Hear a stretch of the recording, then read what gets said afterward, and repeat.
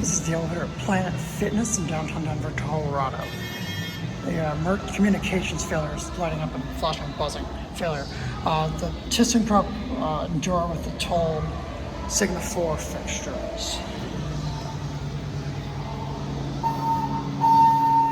Basement, locked. I don't think there's anything down there too. Here we go up.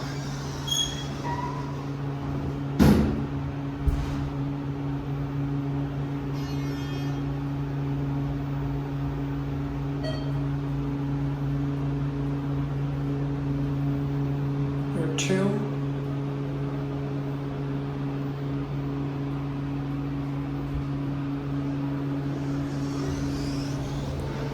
Check-in's probably up here. Back down to one. Pretty loud. It's a basic ThyssenKrupp laminate cab. There's a desk on the first floor, but it's not used, which makes the elevator accessible. Here, back at one.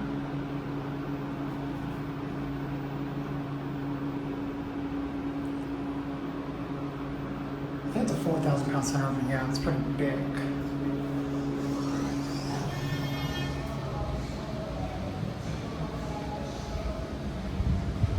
Here goes, and that's going to be it.